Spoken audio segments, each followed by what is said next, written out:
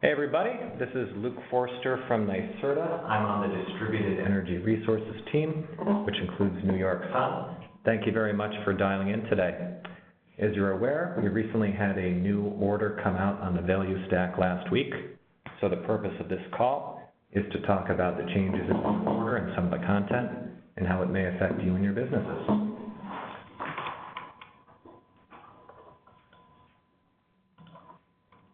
Great. So a few things we're going to talk about. First, we'll throw down some context, some background, what this order is, why we're talking about it today.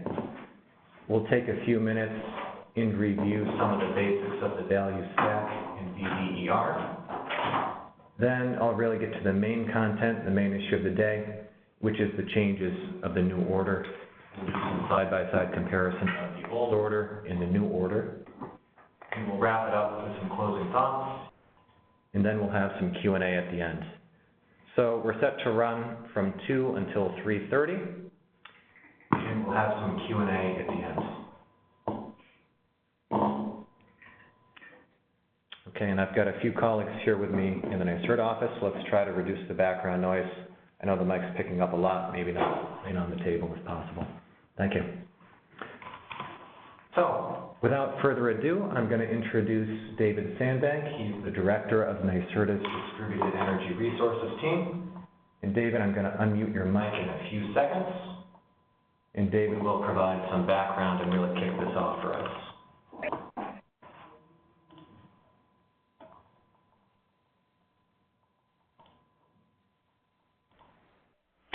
Hello, everybody. Thanks for joining. This is David Sandbank.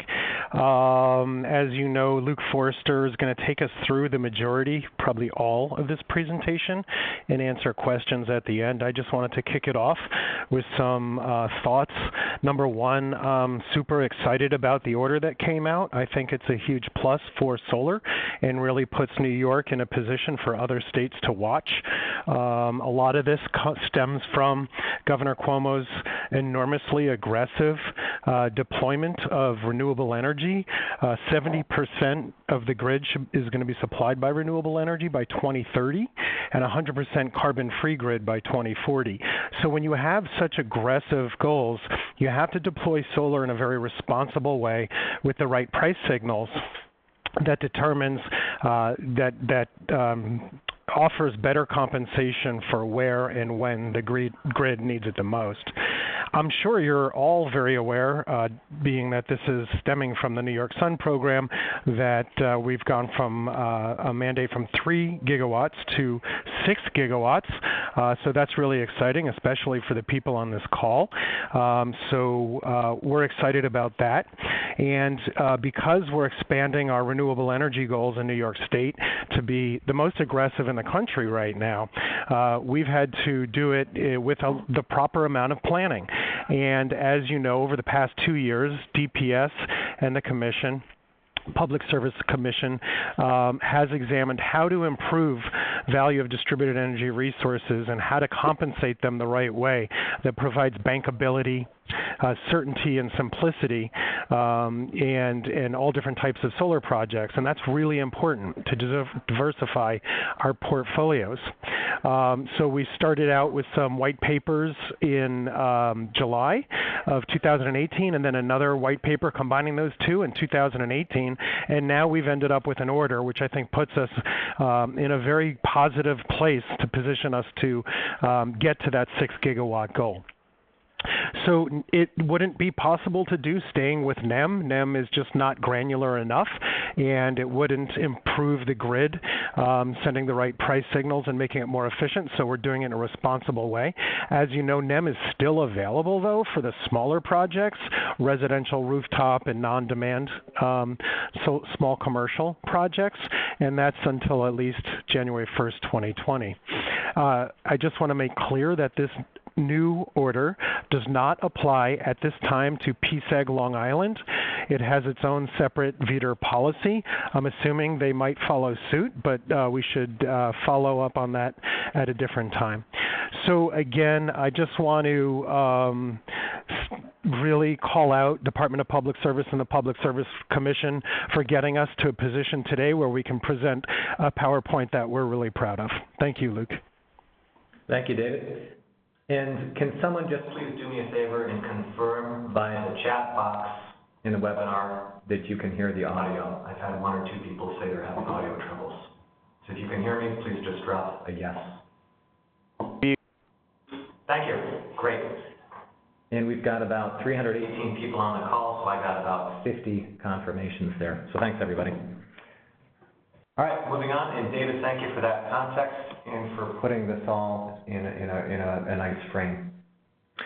So I just want to take another minute and nail down what exactly it is we're talking about, why we're talking about it, where we are today. So the idea behind VETR is we're gradually moving away from net metering for certain resources for certain project types. This is nothing brand new. The value stack first came out and initially replaced net metering, back in March 2017, about 2 years ago. VETR is a monetary crediting method, not a volumetric crediting method. So what that means is consumers of projects will see monetary bill credits. They're not going to see their kilowatt hours purchased reduced. They're going to see $1 credit on that bill. Whereas net meter allowed customers to bank exported kilowatt hours for use at a later time, the value stack is going to convert every kilowatt hour you push into the grid to a dollar value. Excess monetary credits can be applied to base service charge, demand charge, etc. And excess monetary credits can roll over into following billing cycles. As David mentioned, the big hullabaloo is on solar PV. We see about 99% of projects being developed on the distributed scale are solar electric, but the value stack also applies to energy storage, fuel cells, wind, certain CHP projects, and anaerobic digesters. So when I talk about DER, distributed energy resources, I'm talking about that wider portfolio of projects with the understanding that most of the projects we're currently seeing are PV. The last bullet is very important. The whole notion behind the value stack is a kilowatt hour should be compensated and paid for based on how much value it brings to the grid. If you're producing a kilowatt hour in downtown New York City during a period of high congestion, that kilowatt hour will be valued and paid more than a kilowatt hour produced in a rural area during a period of very low demand. It's tied into the benefit that it brings to the grid. A few more things I want to mention before we go on. We're going to have plenty of time for Q&A at the end. You'll see in the WebEx there's a chat box and a Q&A box. Please use the Q&A box instead of the chat box. It's just easier for us to track. We are recording the webinar, and that webinar recording will be sent out a few days from now via an email blast. Okay, let's dive into some more details here. So, whenever you have a new order, you will have a cutoff. Certain projects will get the old VETR rules, certain projects will get the new VETR rules. The cutoff date for this is going to be July 26, 2018. Why that date? That is the date of the July white papers. So that's essentially the first date in which DPS signaled that reform and changes were coming to the value stack. I say the word qualified. By qualified, the definition of that is the day that a developer pays their 25% utility upgrade payments. If no payment is required, the qualification is instead based on the date that the interconnection agreement is executed by the utility. So, projects that qualified on or before that July 26, 2018 date will receive all the old rules in the value stack. Projects that qualify after 7/26 will receive the new rules.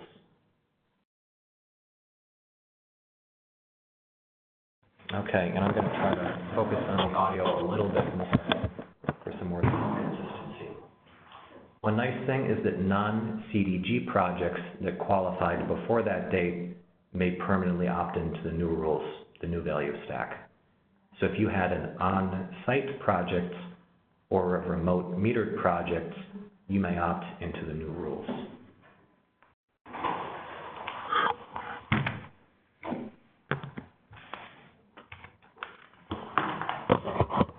Okay, let's just take a moment and do some quick review. So we talk about the value stack. The idea is there's literally and conceptually a stack of 4 or 5 or 6 different elements, and when you push a kilowatt hour into the grid, that kilowatt hour is going to be based on how much it's worth in each of these different categories. I'm not going to go too deep into the basics here. I know most people on the call have some familiarity and some experience with these concepts, but for a quick recap, the elements are, number 1, energy, sometimes called LBMP, or locational-based marginal pricing. That's just the wholesale energy price that comes from the NYSO market. So it's essentially, the day-ahead hourly price that a power plant gets for producing a kilowatt hour. Those prices change hourly, and they're market-based. The next element is capacity. And the idea is that's based on how much a project reduces statewide peak energy consumption. Projects have a choice of a few different alternatives for how they're paid capacity. There's ICAP alternative 1, 2, and 3. I'll touch on those different topics and elements a little bit later. Next is the environmental benefits, sometimes called E. A project locks that in for 25 years. This is essentially based on how much environmental benefits a kilowatt hour brings to the grid. Current value is about 2.7 cents per kilowatt hour.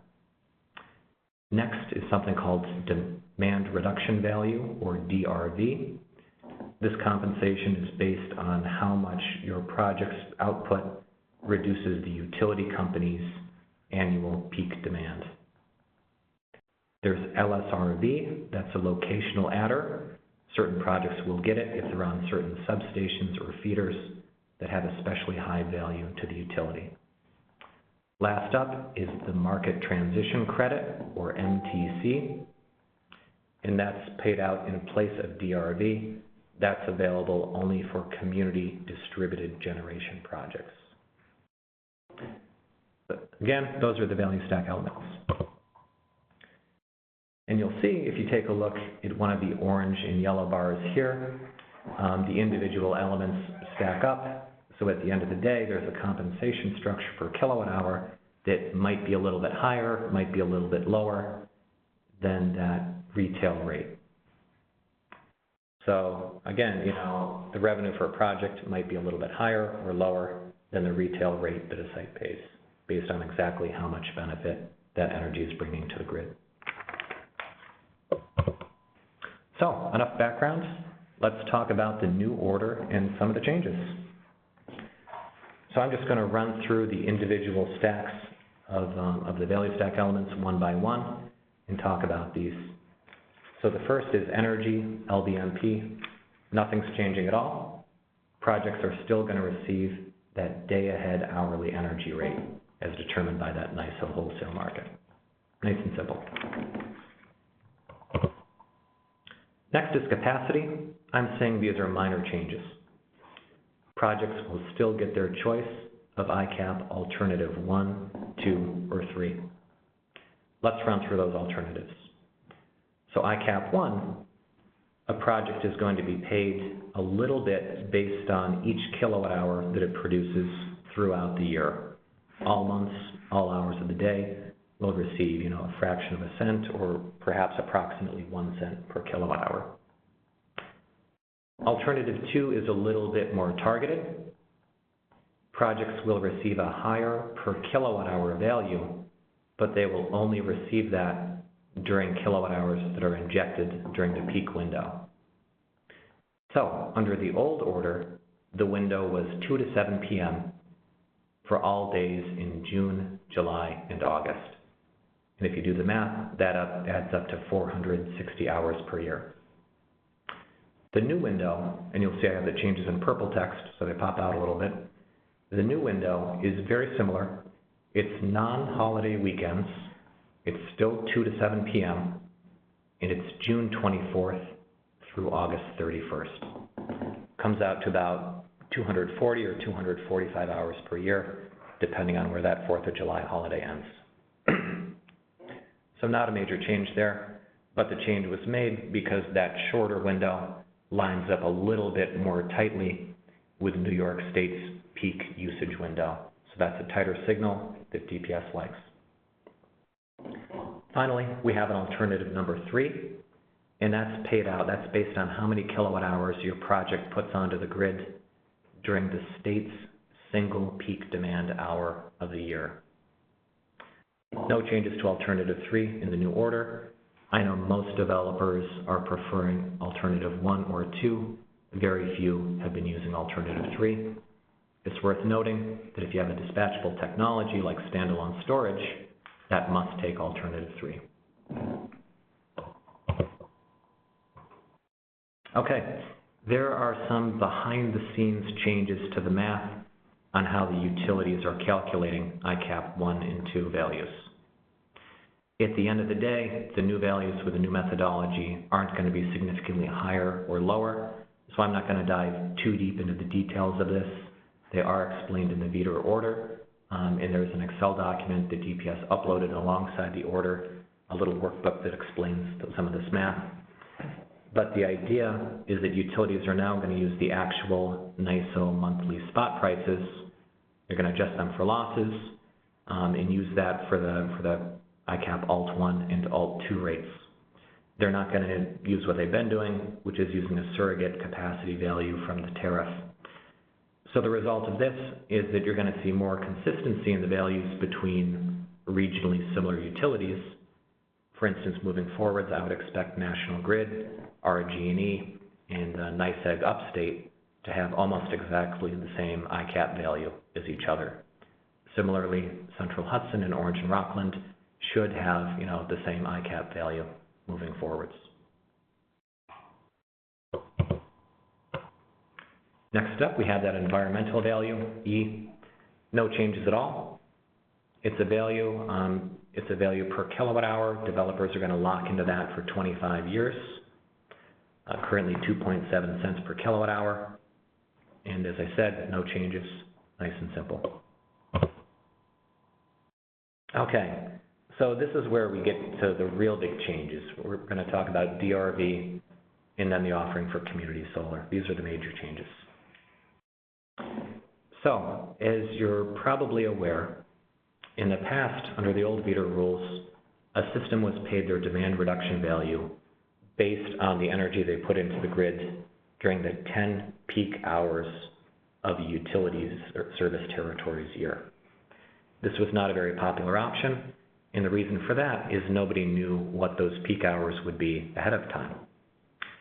So one year, you may have peak hours during the middle of the day when it's sunny and the PV system is producing great, but the following year, you may have peak hours, for instance, after sundown or in winter. As a result, it was very difficult to model the expected revenue from an intermittent technology like solar. As a result, potential customers and financiers did not put a lot of faith in projections on the DRV payments. They didn't know what it would be, so they assumed the most cautious assumption, which was low to no value on the DRV. Good news is, we're turning that around, and DRV will now be paid based on performance over a known peak window. So in that respect, it's going to be very similar to ICAP Alternative 2. The rules are a little bit different based on utility. For National Grid, Central Hudson, Orange and Rockland, and Rochester Gas and Electric, the peak hour is going to be from 2 to 7 p.m., and it's going to be from June 24th through September 15th, and it's non-holiday weekends. So you take that time period, you throw out your weekends, you throw out the 4th of July and Labor Day, and on those remaining days, it's 2 to 7 p.m. You'll see that that's almost identical to the ICAP Alt 2 window. The hours are the same, but we have an extra 2 weeks of early September tacked on the end there. Why is it different from ICAP? ICAP traces the statewide peak, whereas DRV traces the specific utilities peak. For NYSEG, it's the same as those other utilities we just talked about. plus 5 p.m. to 7 p.m. for non-holiday weekends in January. The reason for that is NYSEG tends to have, some winter peaking hours, so that was appropriate. Con Ed's a little bit different. So for Con Ed, it's going to be the same days, June 24th through September 15th. And Con Ed is divided up into 4 different peaking windows. If you've heard of Con Ed's CSRP program, it's a demand reduction program, or if you've looked at how DRV and LSRV were treated in the past through VETR, you'll know Con Ed has those 4 different windows: 11 to 3 p.m., 2 to 6, 4 to 8, and 7 to 11. The notion there is different parts of Con Ed are daytime peaking, evening peaking, or nighttime peaking. So based on where your installation is physically located, it will be mapped to one of these 4 windows, and that will be its DRV peaking window. So, a lot of minutia here, but I want to reinforce this is huge. It's going to be a lot easier to model the expected DRV using this new methodology. It's a snap to run a PV watts curve, figure out how much your DER system will produce over a certain window in the year, and use that to calculate the DRV. So the expectation is that customers and financiers will have a lot more faith in a project's DRV projections. Should be an easier sale and easier, cheaper financing. Excuse me. Okay, a few more notes on DRV. And I see the chat box and the Q&A is exploding. We're getting a lot of questions about how that ties into community solar. We'll get to that in just a minute, I promise. So, a few more thoughts on DRV. So, the current rates that are currently live are going to remain in effect for the time being. I know there was some talk in white papers about adjusting them up. The utilities also proposed new MCOS studies to significantly adjust them down. We're just going to keep on running with the currently live rates. Those are the same rates that are currently in the value stack calculator, and they're currently on the utilities' monthly VETR compliance filings.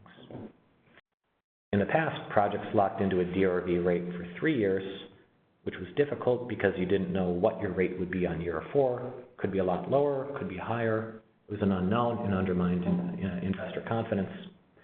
Moving forwards, projects will lock into their DRV rate for 10 years.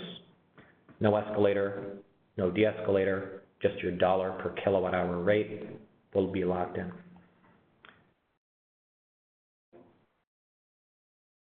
Department of Public Service is initiating a new proceeding. They're going to examine how the utilities are looking at their marginal cost of service studies. In the past, it was these MCOS studies that determined and came up with these initial DRV values. So if you're a developer, you're planning on a lot of PV in the future, it'd probably be worth at least following along and paying some attention to this new proceeding, because this may shape how future DRV rates are calculated. All right, we also have a new option on the table. If you don't want to take DRV, you may instead opt into a utilities CSRP program. CSRP stands for Commercial System Relief Program, and what it is it's a load reduction program whereby if you're a building owner, for instance, you can enroll in the program and the utility will pay you if you reduce your peak demand during certain peak events and hours of the year. So under VETR, instead of taking DRV, projects may instead opt into this demand reduction program. The utilities are going to rewrite some of their rules because right now dispatchable and intermittent technologies like DERs cannot currently participate. They're going to update the rules. And it's worth noting too that remember VETR is going to pay a project owner bill credits. The CSRP program actually issues a cash payment to the developer.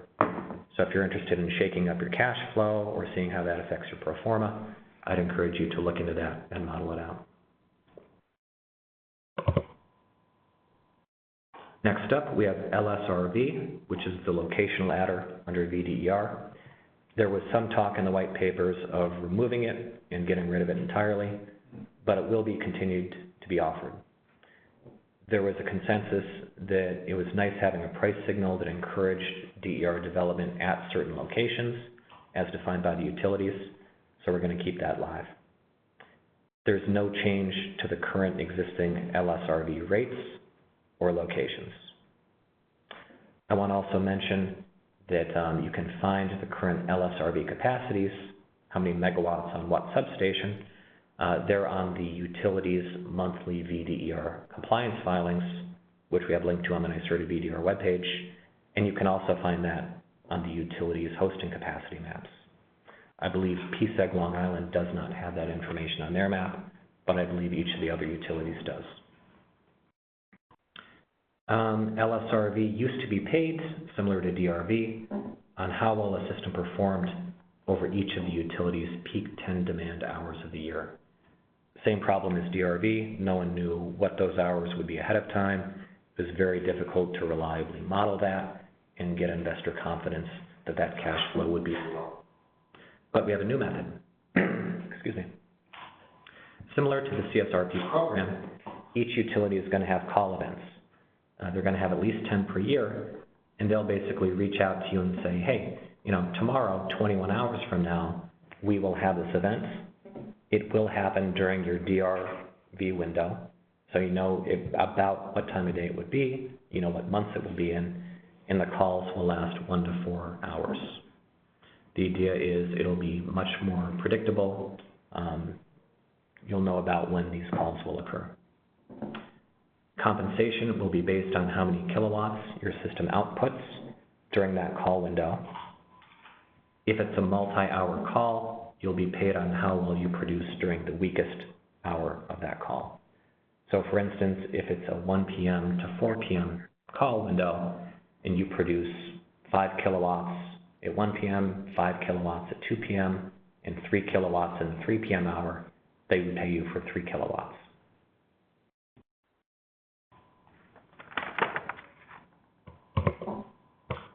Okay, I'm moving on to CDG.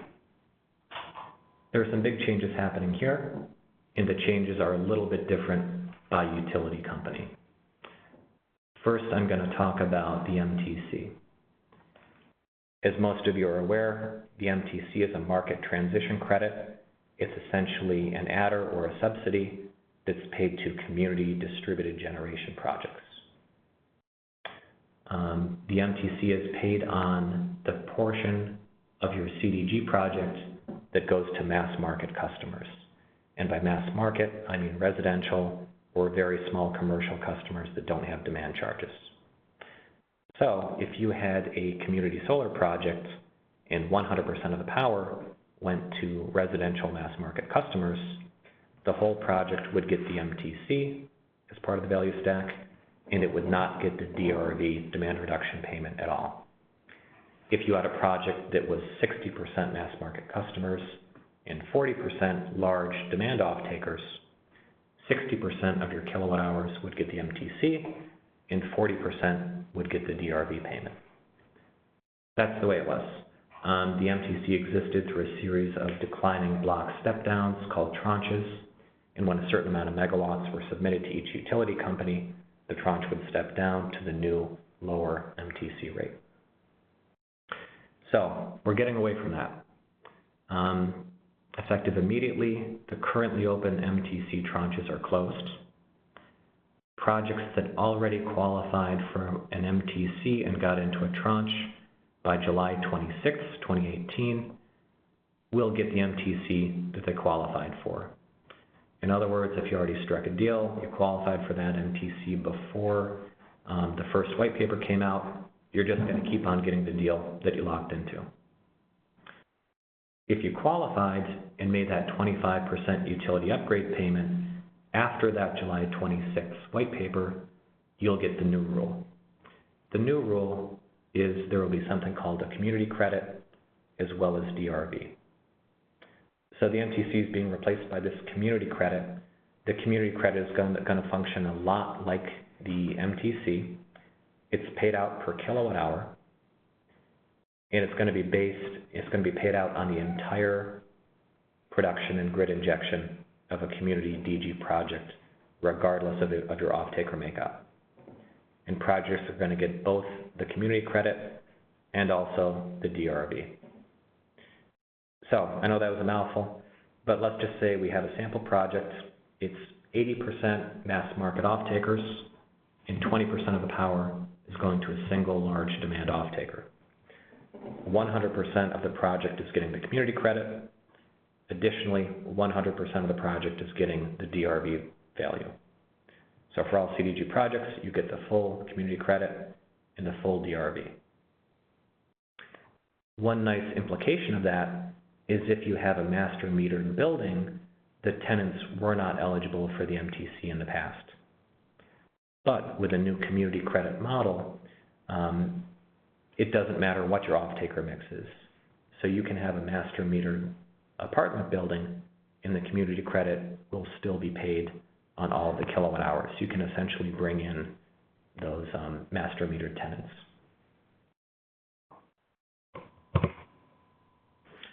So what is the community credit rate and what is the availability? You'll see it's going to be set up like a tranche. There's going to be a separate block for each utility. NYSEG is getting 125 megawatts. And please note these are megawatts AC, not DC. National Grid's getting a very big block, 525 megawatts. RG&E is getting 80 megawatts, and Con Ed is getting 350 megawatts. The upstate utilities, NYSEG, National Grid, and RG&E, are all getting the same community credit, 2.25 cents per kilowatt hour, keeping it simple. Con Ed is getting a much higher rate. It's 12 cents per kilowatt hour. The community credit is not available for Central Hudson and Rochester Gas and Electric. No, I'm sorry, I misspoke there. It's not available for Central Hudson and Orange and Rockland. Sorry about that. Why is the reason for that? The notion is that Central Hudson and ONR already had sufficient MTC paid out in projects in their territory that had created a 2% ratepayer bill impact. And having additional MTC or community credit would create an unfair burden on the ratepayers and bill payers in those territories. We've got something separate for those utilities, which I'll get to. Okay, so Orange and Rockland and Central Hudson are not getting the community credit. The MTC is no longer available. What are they getting? So New York Sun is going to offer a new incentive adder, and it's going to support about 70 megawatts DC in Central Hudson and about 65 megawatts in Orange and Rockland. I say about because the VETR order specifies megawatts AC, and I'm converting to DC because we'll be providing the incentive in megawatts DC. So the actual numbers will be slightly different from that. This offering is open for community solar projects that have not qualified for an MTC. You'll see I have listed here the rates, and you'll notice that there's a different rate for projects that qualify before or after the date of the order. So if you're a project developer, you missed the boat on tranche 4, but you've already paid your 25% upgrade payment, you would be eligible for this additional incentive. We're calling it a community credit. That's the terminology. NYSERD is in the process of building out the structure in Salesforce. I don't have an exact date on when this new incentive will be available, but we're working to build it out as quickly as possible.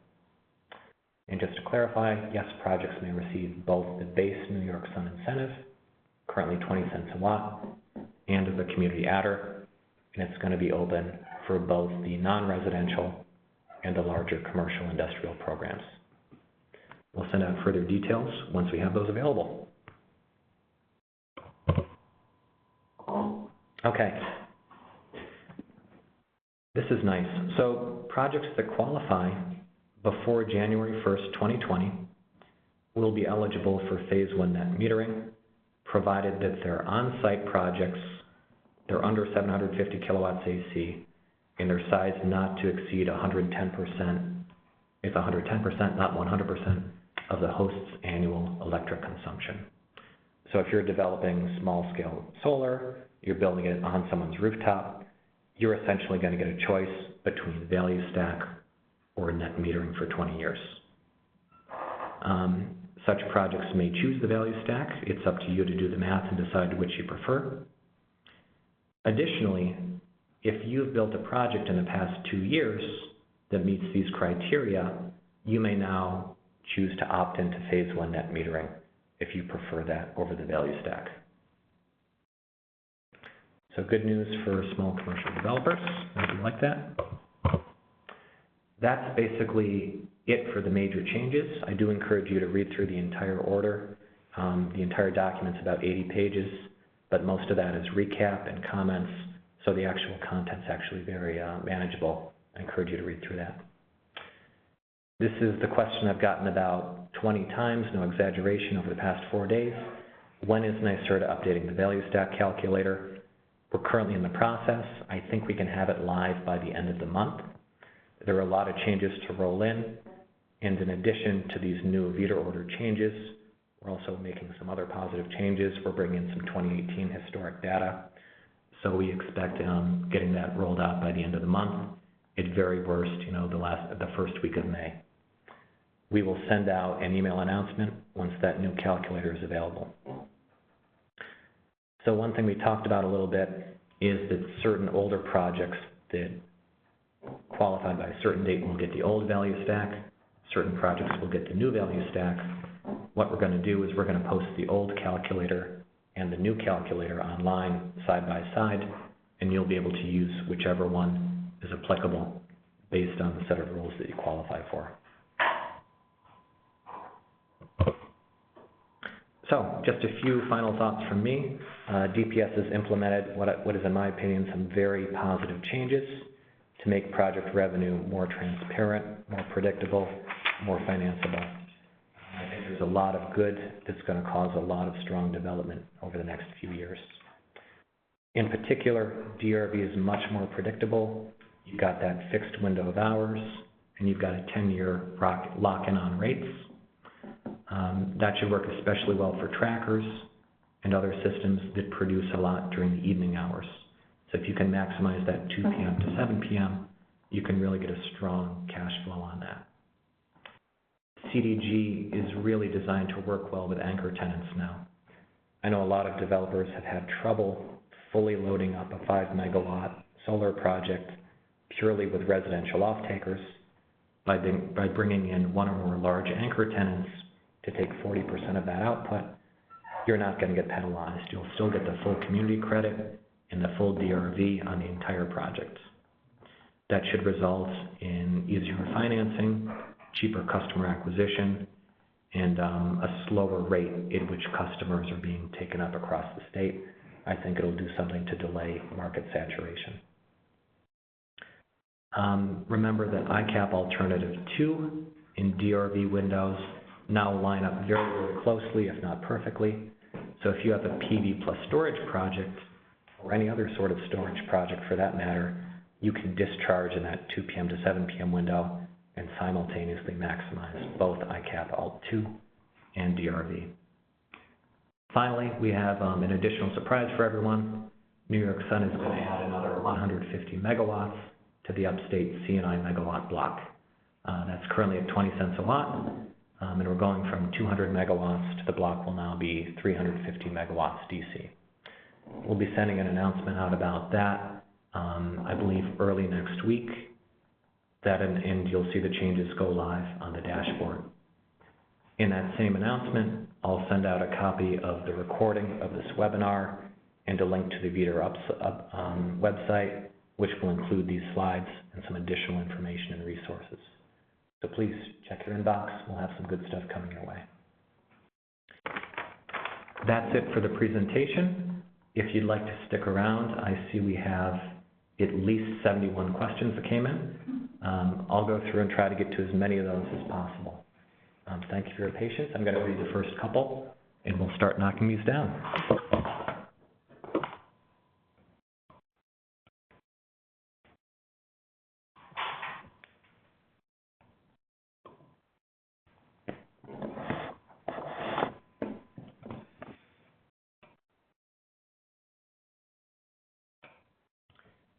And I apologize, I'm not going to get to every single one of these, but we'll get to as many as we can.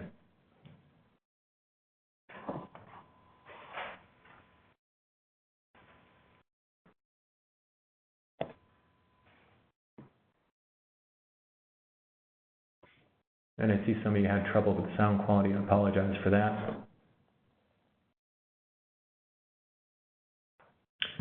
So there's a question on how meter works for remote metered projects. So the way that works is you'll have a project, let's just say a solar project installed at a host site.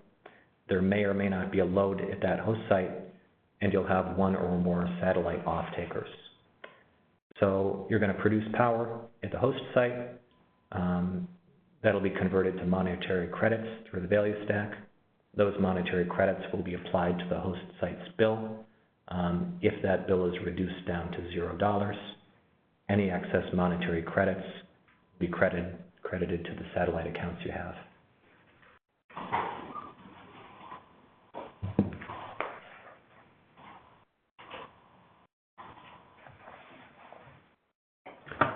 There's a question, what do we mean by utility upgrade costs?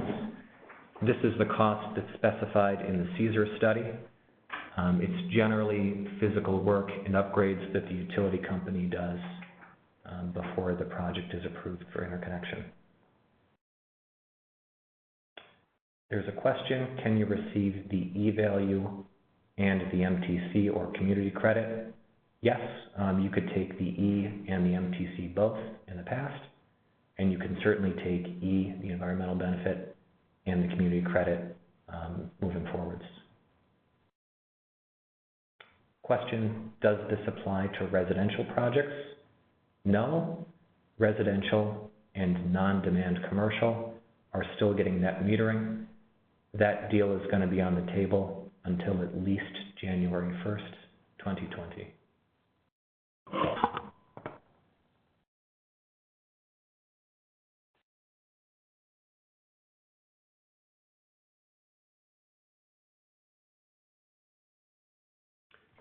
Have the new alternative to capacity prices been released? No, the utilities have not released that yet. Is Alt2 going to be higher or lower? It's going to be about the same amount that it was in the past. Question, are these new peak windows, and we're talking about the ICAP Alt2 peak window and also the DRV window, are these windows locked in for a set period of time? Yes. So you're going to lock in that peak window for at least 10 years with DRV. Oh, here's a very good question. So with intrazonal crediting, are your value stack credits based on the location of the resource, the generator, or the location of the off-taker? All credits are calculated based on where and when the energy is generated. So it's going to be based on the location of your resource. Again, new value stack calculator is in the works, expected in about a week or so.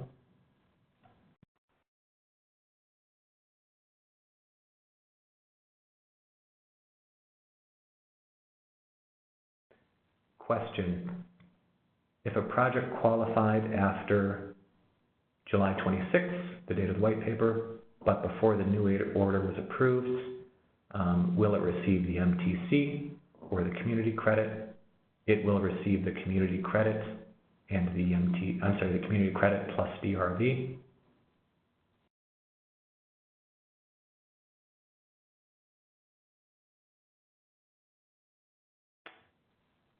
Can non-CDG projects that qualify after July 26th opt back into net metering?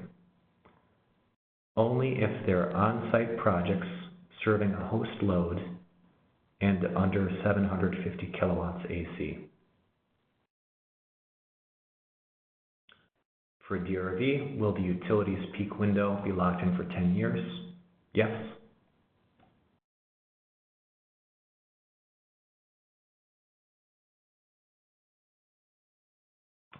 How do we determine DRV after year 10?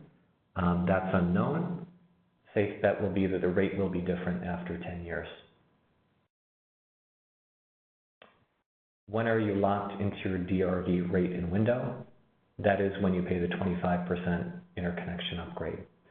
So by paying that 25% interconnection upgrade cost, you're locking in your DRV rate and window, you're locking in your E value, and you're also locking in your E environmental value. Is there a target date for the new DPS MCOS proceeding? I don't have that. It'll be at least a few months from now. How can stakeholders stay informed? You can certainly ask NYSERDA.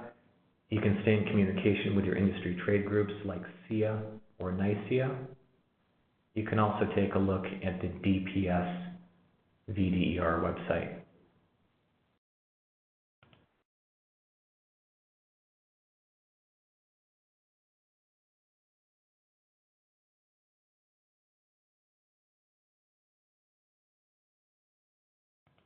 Okay, question. What is the best resource for figuring out which Con Ed peaking window applies to me?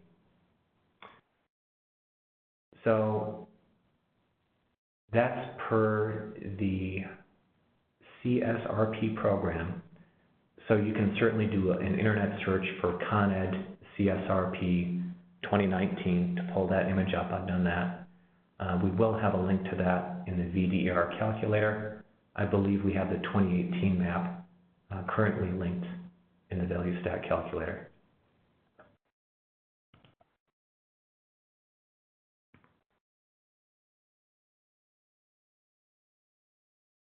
Please bear with me, I'm reading through a couple of these.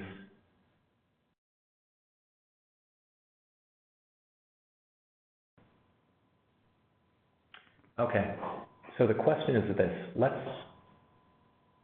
Let's say I've got a PV system installed on a customer site. Some of my energy will reduce the customer's existing load, and some of it will be pushed to the grid. I know the energy that I produce that offsets his load is just going to reduce his bill. It's going to reduce his kilowatt hour consumption. And I know what gets pushed into the grid is going to get the value stack. How do I calculate that? You can use the value stack calculator that allows you to put in some customer on-site load. There's a way to put some proxy numbers in if you don't have the actual hourly data. If you do have the actual hourly data from like an AMI meter, you can copy paste that in. But the DRV is going to be based on the actual kilowatt hours that you push to the grid. Do all utilities offer CSRP programs? Yes. Where can we find more information about them? I'm going to defer to the utility website on that. When will the duration of a call event be announced? So we're talking about the CSRP window, and we're talking about the LSRV. So 21 hours before the event, the utility is going to contact you and say, hey, we think we have an event coming, and they will tell you the duration of that event. Additionally, I believe it's like 2 hours before the event, they either confirm it's happening or they cancel it. So that call will include the duration as well as the timing of it. So if you're running a battery system, you'll know how many hours you need to plan to discharge for. LSRV rate is locked in for 10 years, same as DRV.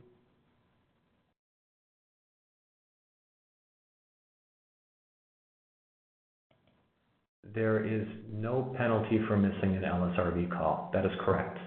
You just don't get paid, but they don't kick you out of the program or anything. It's just adder and additional compensation that's available.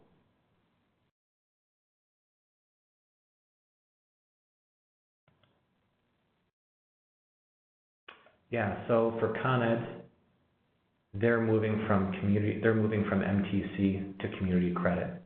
So moving forwards, Con Ed does not have an MTC.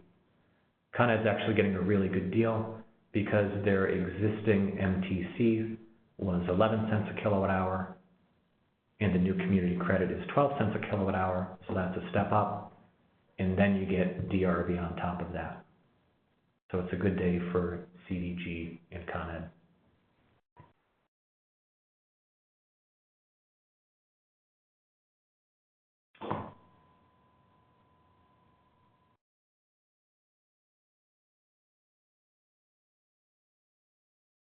Okay, so for a community DG event, for community DG projects, at least 60% of the energy needs to be allocated to mass market off-takers, and up to 40% can go to large demand-based off-takers.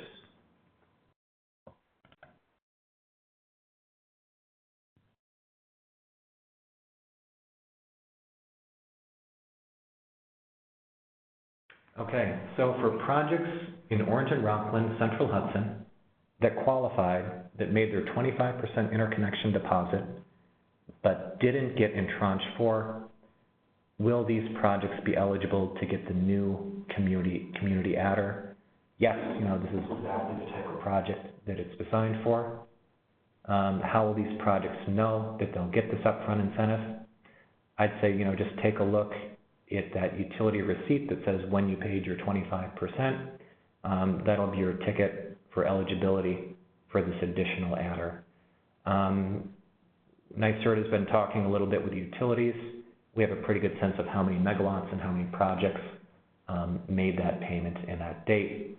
So we'll get you in, we'll take care of you. Question, is the community adder for Central Hudson and O&R being released in 2019? Yes, absolutely. I don't have a firm date, but it shouldn't be more than a few months tops.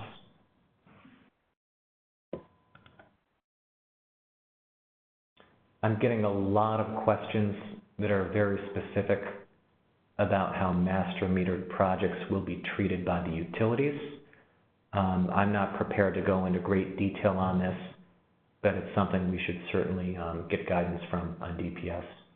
So I'll do some research into that so I can answer your questions at a later date. Slides from this presentation will be posted on the NYSERDA Meter website in the next few days. We will email out the recording. That will be on an announcement that goes out early next week. I don't have an exact date on that.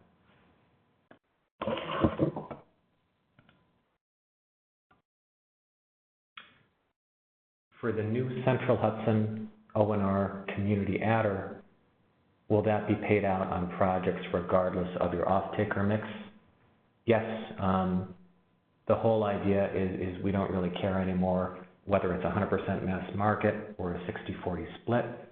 The community adder, the community credit, and the DRV are all going to be paid out in the full amount regardless of whether or not you have that anchor tenant.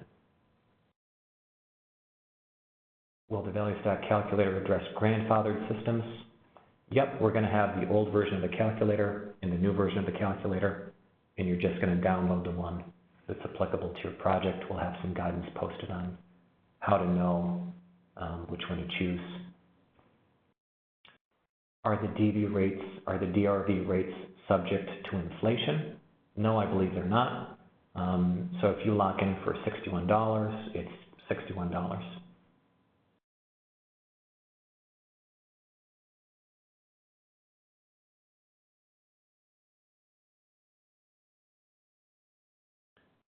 Here's a good question. Do CDG standalone storage projects qualify for the community credit? So we're used to thinking of CDG being just available for solar. That's not the case. You can have CDG anaerobic digesters, CDG fuel cells. You can have CDG standalone storage. But standalone storage is not eligible for the environmental benefit, and it's not eligible for the MTC, or I assume the community credit. So I feel pretty comfortable saying the answer is no. You can't get the community credit on standalone storage. Question from Long Island. On January 1st, 2020, what happens? So the idea is that phase 1 net metering that 20 years of net metering is available for mass market projects, including residential, until January 1st, 2020. Department of Public Service, DPS, is currently undertaking the studies and working group talks and all sorts of proposals regarding some sort of successor tariff. So they're trying to answer the question, what does happen after 1/1/2020? You can follow their proceedings. There's not currently a firm plan about what the successor tariff will be. It's certainly possible that date will get bumped out, but the notion is, we should all expect to get away from residential net metering at some time, at or after that date. The actual details will be determined, in the near future.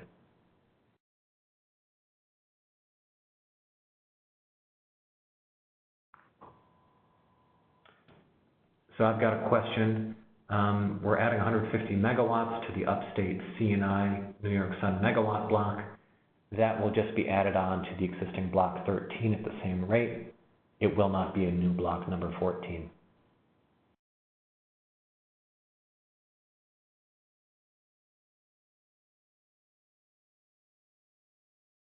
Okay, here's a question.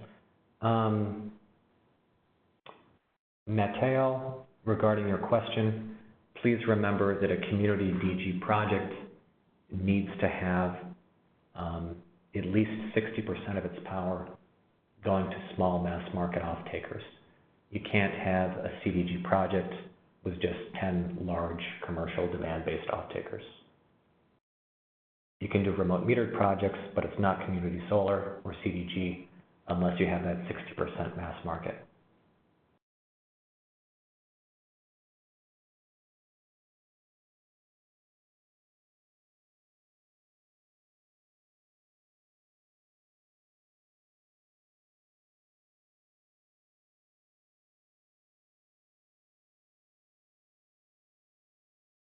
I'm getting a little bit cross-eyed from looking at the small fonts, but I'm trying to decipher this question.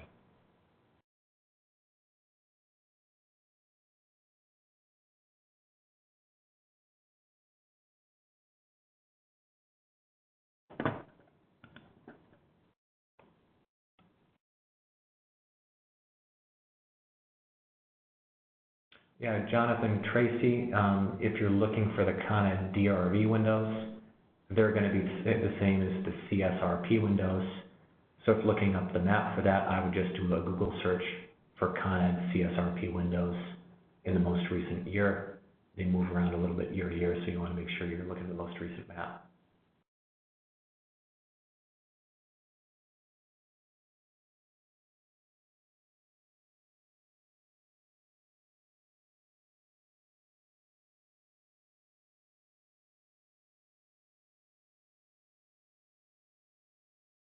There are some questions, what are the physical mechanics? How exactly do I work with the utility to opt into phase 1 NEM if I'm eligible? I don't have a specific answer. The utilities are updating their tariff documents in the next couple of weeks. I don't know if there's going to be a forum or if it's just a discussion you have with the utility as to how to opt back into NEM.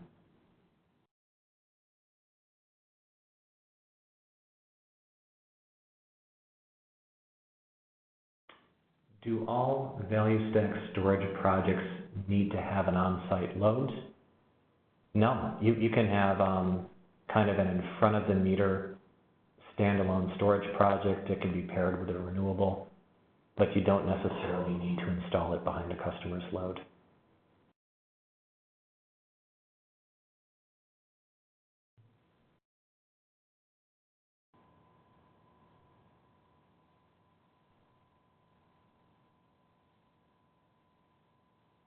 Yeah, there are a few questions about some of the wording in the new meter order. Some of the wording is a little bit unclear.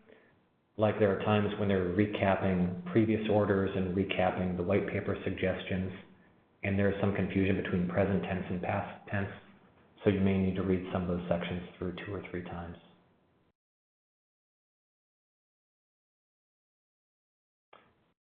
Can you shed some more light on how DRV works for large CDG projects? Happily. So the idea is we're going to have this peak window. It's going to be from 2 p.m. to 7 p.m. from, mid-June through mid-September for most utilities. And your production meter is basically going to keep track of how many kilowatt hours your system puts onto the grid during those peak hours. There's going to be a per kilowatt hour rate, and you're just going to multiply that number of kilowatt hours you produce in that peak window by the per kilowatt hour rate for DRV. It's actually going to be very similar to ICAP 2. It's going to be simpler than the 10 peak hours we had in the past. What happens with DRV after year 10? There will be a different rate. We don't currently have any clear insight as to what that will be, but a 10-year lock-in, is a lot better than we had. And you find out your 10-year lock when you make your qualifying payment, that 25% utility upgrade payment.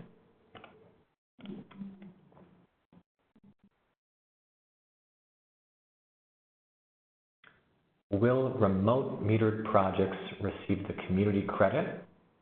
No, the community credit is only available for CDG projects, namely those projects with 60% of their power going to those mass market customers.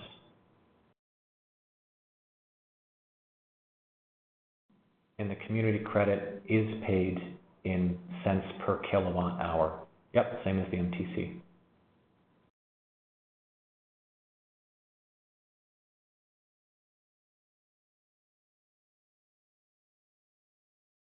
Can standalone storage projects receive the community credit? No, I'm pretty sure they can't. They could not receive the MTC. I don't see why community credit would be different. For remote metered projects, do the host site and the satellite account need to be under the same customer name? Yes. But it's pretty easy to rename a meter in someone's name.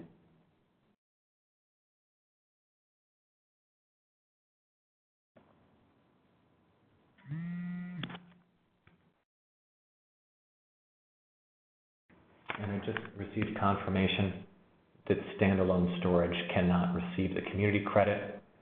If you do have a storage project that's charged exclusively from solar or a fuel cell or another eligible technology, yes, that can then get the community credit.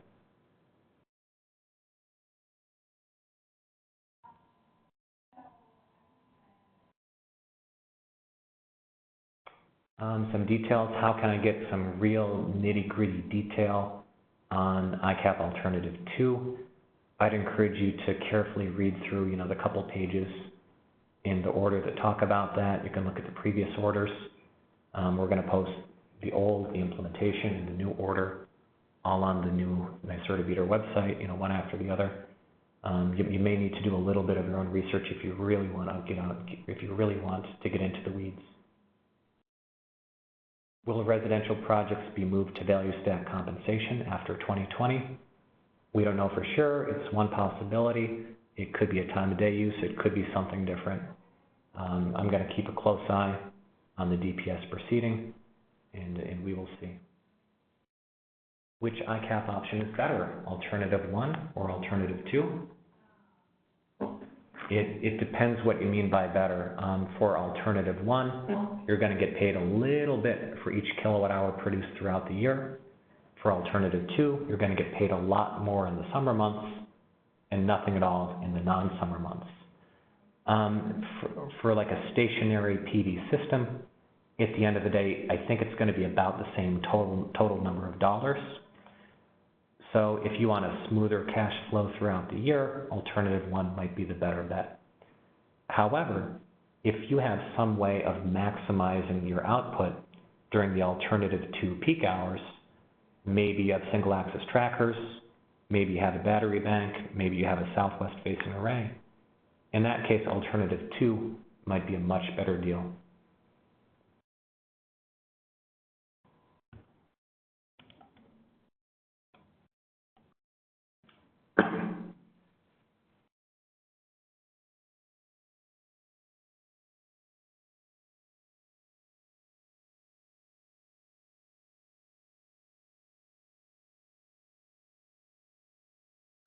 Do we have a sense of if the future MCOS studies will dramatically revise the DRV value down?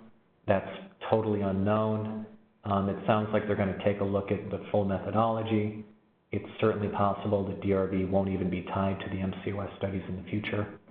So I'm going to punt on that question. Is the energy LBMP the day-ahead price or the real-time price? It is the day-ahead hourly price.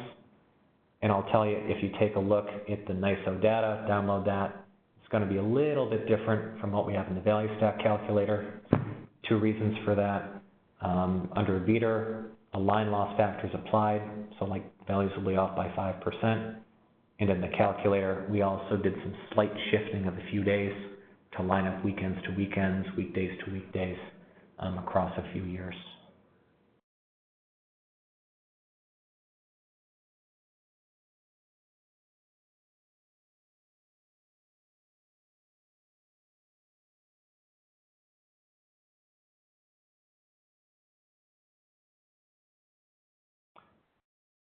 If I'm getting the new MTC replacement incentive in Orange and Rockland Central Hudson, will the dollar per watt incentive be impacted by my mix of mass market and commercial off-takers?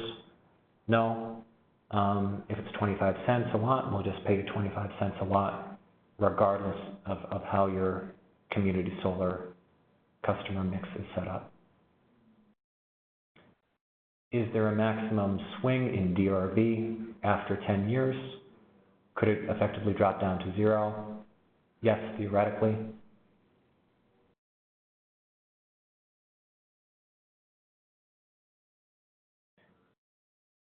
A lot of questions on the master metered buildings. That'd be a great thing for us to do a separate Q&A document on once we have the answers.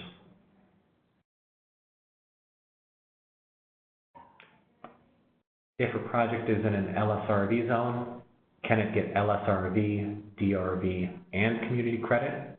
The answer to that is yes.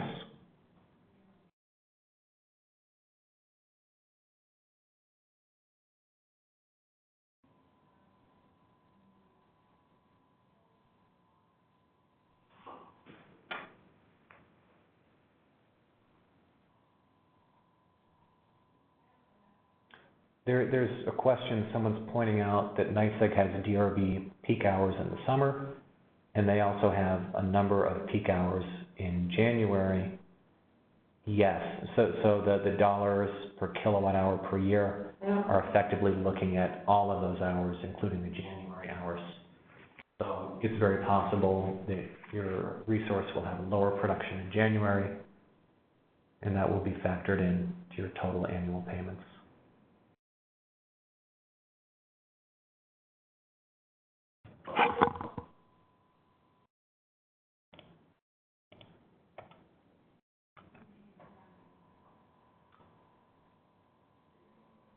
Where can I sign up to make sure I receive emails? You can go to the New York Sun website, and there's a section where you can register your email and your name, and there are a series of checkboxes, different email categories you can subscribe to. If you sign up to that, you will receive all of our email announcements.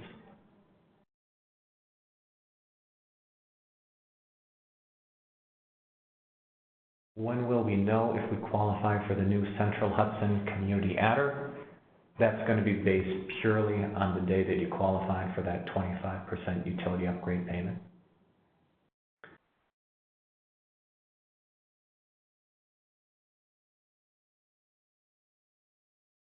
So for DRV,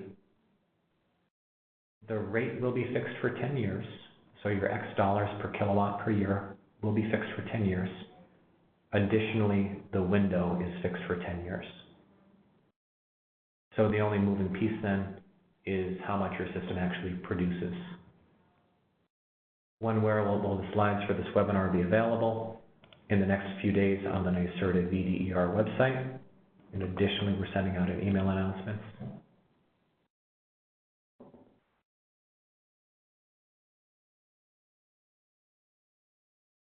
Are there limits to NYSEG's winter call windows? Do they need to make so many calls in the summer and so many in the winter?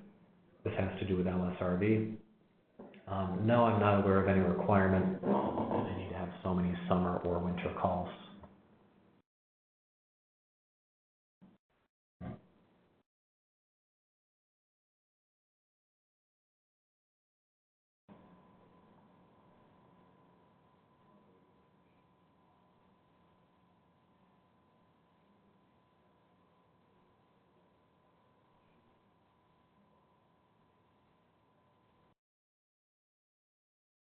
So there's a question from Lincoln, and what he's getting at is, can a commercial customer receive a richer value stack payment as a member in a CDG project than they would get if the PV was installed on their roof behind their meter? Yes, yeah, that's very possible.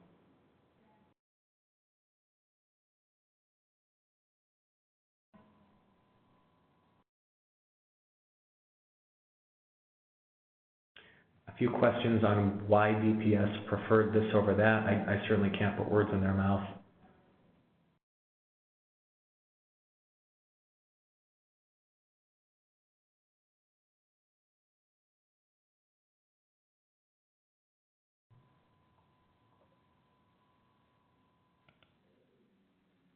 So there's a question on how did they come up with the value of the community adder. You'll see that in the, I forget if it was the July or December DPS white paper, they basically said, let's have a community adder. What we'll do is we'll assume, if you got 3 cents per kilowatt hour as MTC, and then you took out what you would have gotten for DRV, then took the net present value of that, what would the dollars per watt be? My understanding is that's the methodology used.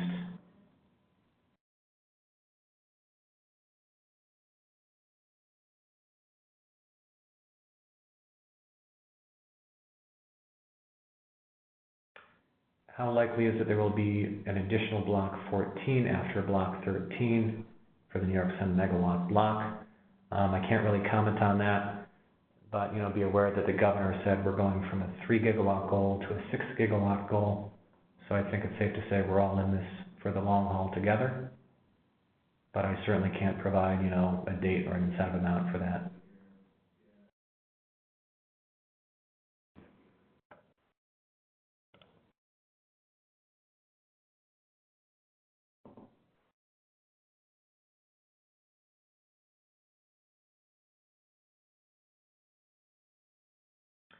Okay, question for Joel.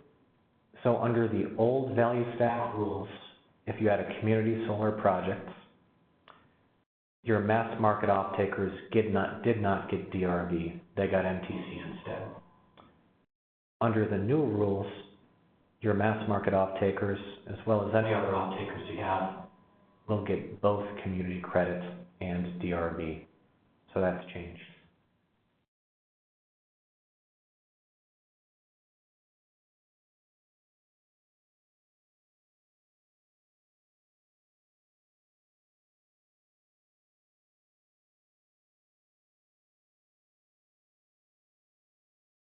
Okay, so here's a fun question. So all things being equal, will a commercial off-taker and a mass market off-taker that are both members of the same CDG project, will they get the same cents per kilowatt hour on their bill credits?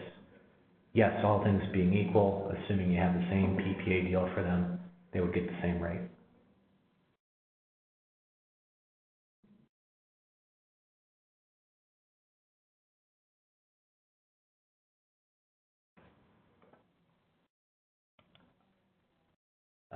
What are we talking about when we're talking about distributed generation? We're talking about projects that are participating in the VEDR retail tariff. They're connected on the utility system. They're under 5 megawatts AC. By contrast, there are wholesale projects out there that are typically larger than 5 megawatts AC, and they're participating directly in the NYSO wholesale markets.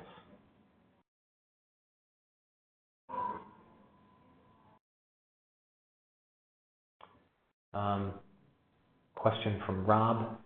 In CDG, the maximum a demand customer can take in a community solar project is still 40%, right? That's correct. No more than 40% of your energy from a CDG project can go to large commercial demand off-takers.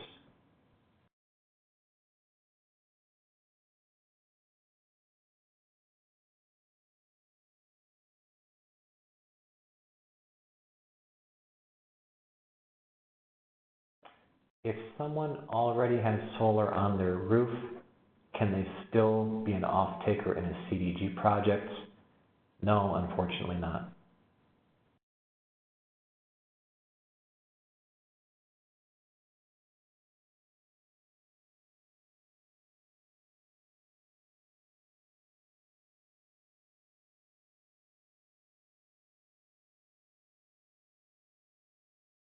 Okay, Annika, I think I understand your question. Can I have a CDG project and all the customers are small off-takers? Yes, you can. Yes, that would still be eligible for the community adder and the community credit. All right, comment from Aiden. Storage does not have to be paired with a renewable for front of the meter use case anymore. That's correct, I agree with you 100%. However, if you have a standalone storage project that's not paired with a renewable, that would not get the MTC or the community credit or the environmental value. Additionally, that would need to take ICAP alternative 3, not alternative 1 or 2.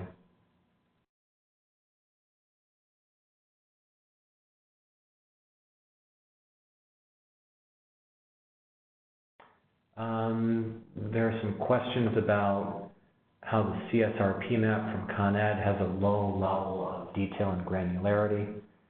If you have questions about where a specific site is or isn't, that's a question to bring directly to Con Ed and ask them to check that specific address for you.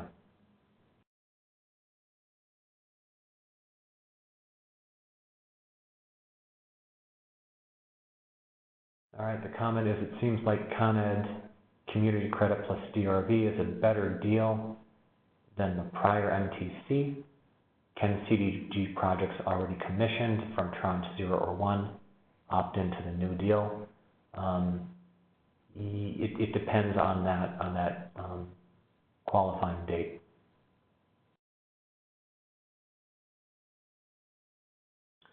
Okay, I can't take time to run through the value stack basics.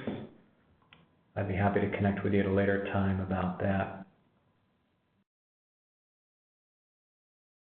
Oh, great question. Shannon, you have an under 750 kilowatt on-site project. You want to get net metering.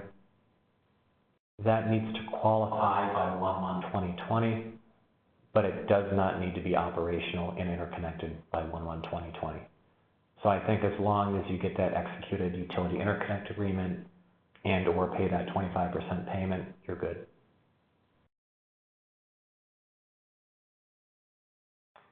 There's a question on what if I have a 5 megawatt project and there's only 2 megawatts of capacity left in the LSRV zone, how's that treated? I'm afraid I don't have the answer to that. We'll have to confirm that with DPS.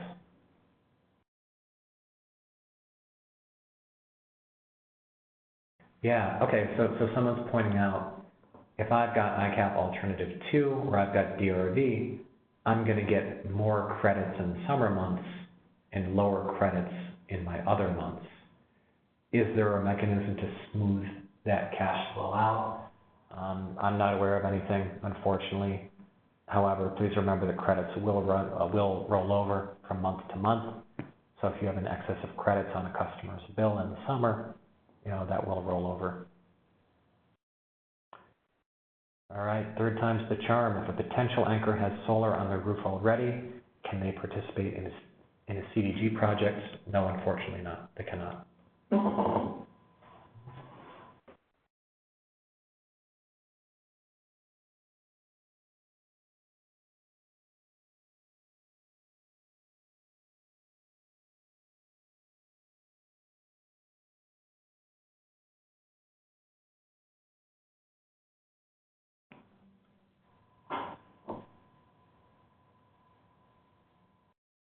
I'm still here, I'm just reading a few.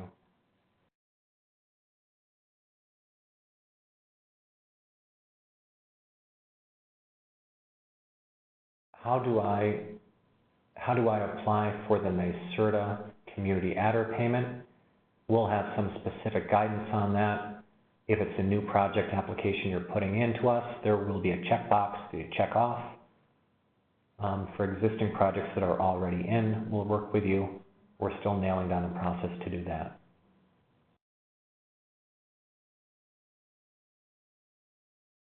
So you'll still have to meet all the megawatt block eligibility criteria. You'll still need a complete application with your zoning and permitting and all those good things. And we'll just look at your 25% payment receipt, and we'll look at the date on that to determine that you qualify for that community adder.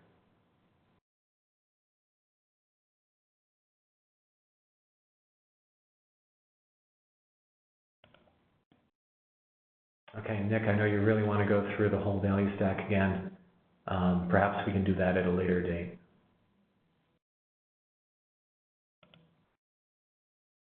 How is the LSRV rate calculated? Your payments are going to be calculated based on how many kilowatts you inject to the grid during those 10 call windows across the year. If the question is how did the utilities come up with that rate in the first place, it's similar to the way they came up with the DRV value.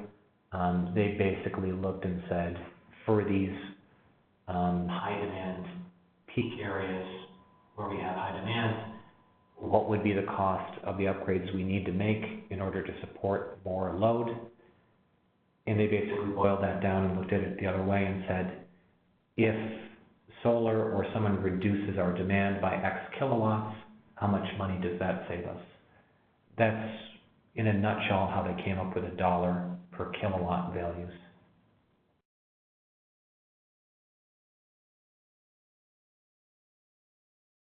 Can LSRV calls only happen in DRV windows? Yes, if you look at, I think it's Appendix A in the order, they say that the calls will happen in DRV windows.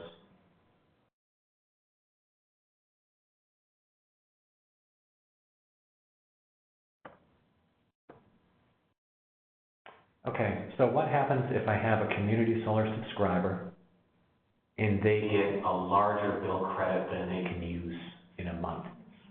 So if your customer has a $100 national grid bill this month and you give them a $150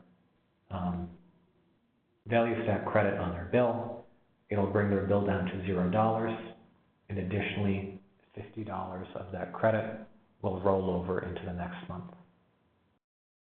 And those credits can roll over on a customer level until the end of the 20-year term.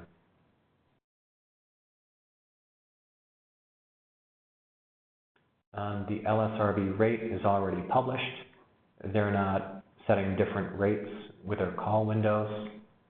They're just going to send you the hours and how long the call is.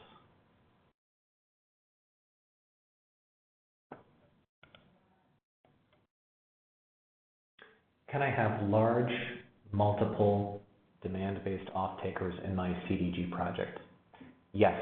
So you could have, a school, and you could have a big box store, each taking 20% of the energy, but combined they can't take more than 40%.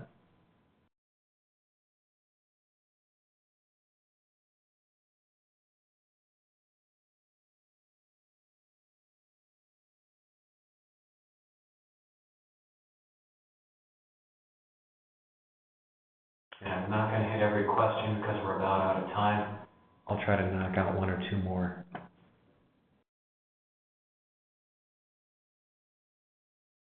If I've got a PV plus storage project, can the storage charge from the grid and still get the full value stack? No. If you're charging from the grid, you probably won't be eligible for the environmental benefits. You may not get the community credits, and you may have to take ICAP Alternative 3.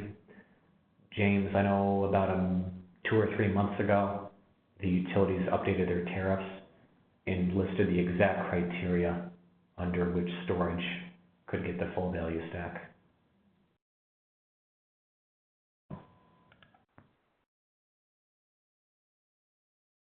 CSRP zones are determined by substation. Yes. Thank you for that clarification.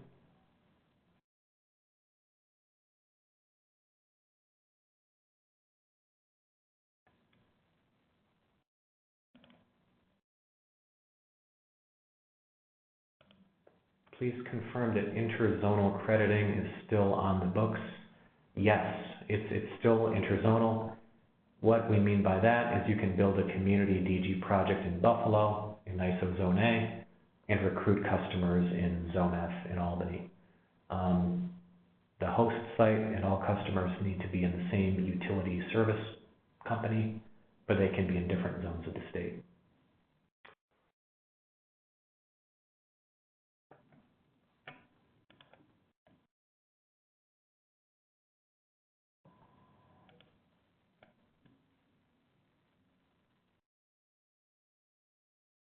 Okay, if I've got a CDG project and I have some unallocated generation, maybe I lost a customer or two, those excess kilowatt hours will get monetized, but they will not get the MTC or the community credit.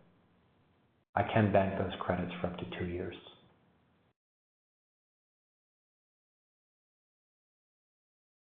Okay, we're about at time. It's 3:30. This has been a big call. Thank you so much for all taking time out of your day to join us. We had about 400 people on the call, so the industry is absolutely growing, and it's great seeing so many people paying attention to the policy side of things. To confirm, the webinar is being recorded. We will send out an email early next week with a link to the slides and the recording. The utilities are in the process of updating their tariff documents. We're in the process of updating the value stack calculator on the NYSERDA side, and we're currently chipping away at some of the process pieces for implementing the community adder. So thanks again for your time, and if you have questions, feel free to reach out to NYSERDA or DPS staff. Have a great day.